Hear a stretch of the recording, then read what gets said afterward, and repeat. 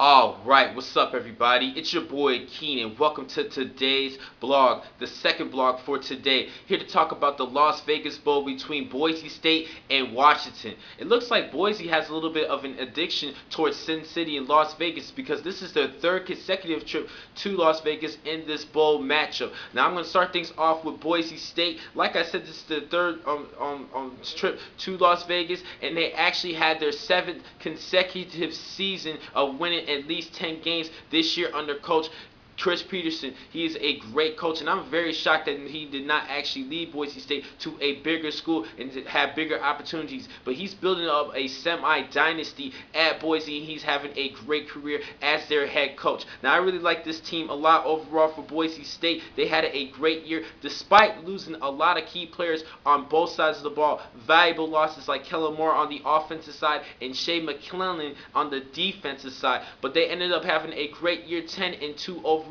this season, with both of those losses were under 4 points or less in those two losses to Michigan State and San Diego State in their Mountain West Conference, and they actually clinched the share with San Diego State for the Mountain West Championship. Now, I like this team a lot. Like I said, the defensive side had a great effort, 6th in the nation in scoring defense, 14.9 points allowed per game, and one premier player that you guys need to look at in this matchup is DeMarcus Lawrence. He leads the Mountain West Conference with 9.5 sacks this season. He is a great defensive lineman. Now, on the offensive side, they had a couple of key players that they needed to replace. I mentioned Kellen Moore. He was replaced by Joe Southwick, who had a pretty decent season, just under 1,500 yards passing, 17 touchdowns, and 7 interceptions. And at the running back position, they had to replace Doug Martin with DJ Harper, who finally rushed for over 1,000 yards.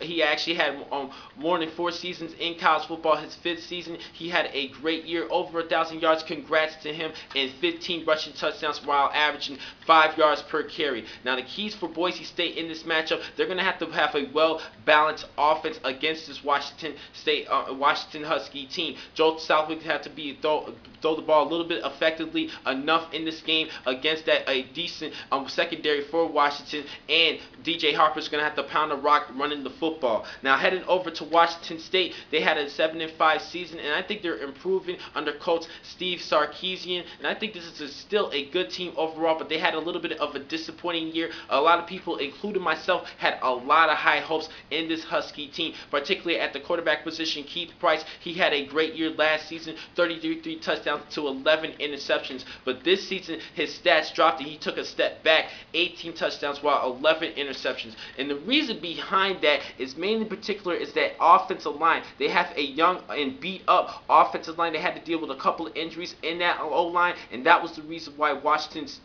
struggled in this season, but still pulled off the 7-win victory. And this is going to be a preview of the season opener next season, because Boise and Washington is going to actually play again in the season opener. So this is going to be a good test and a good learning game and a good pickup game for these two teams to learn more about their opponents and understand how to make the adjustments in that season opener. Now, going to Washington State, I just mentioned Keith Price, their quarterback. They also have a good running back in Bishop Sankey, who rushed for over 1,200 yards, 15 touchdowns while averaging 4.8 yards per carry. 144 of those yards came off with the big 17-13 victory over number 8 Stanford, the Pac-12 champions.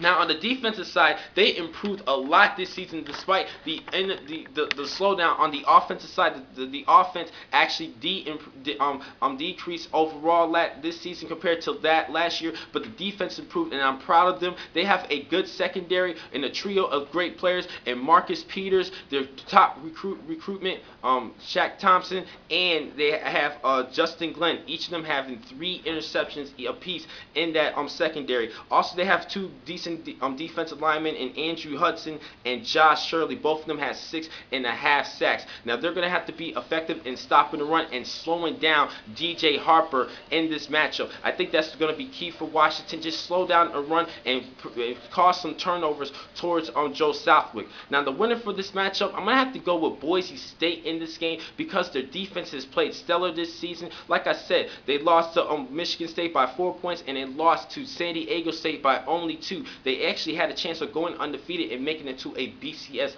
Bowl game. But I think this is going to be a good matchup for the Boise State Broncos and a good pickup game for them to begin to understand this Washington team for the season opener next season. So I'm going to have to go with Boise over Washington, but this is going to be a hard fought matchup, and this is going to be a great game to watch. Now, the next time I'm going to catch you guys is tomorrow to give you a preview of the Christmas Eve matchup, and I'll catch you guys then. Thank you for watching today's vlog. I'm your man, Akeem McCall. Be easy.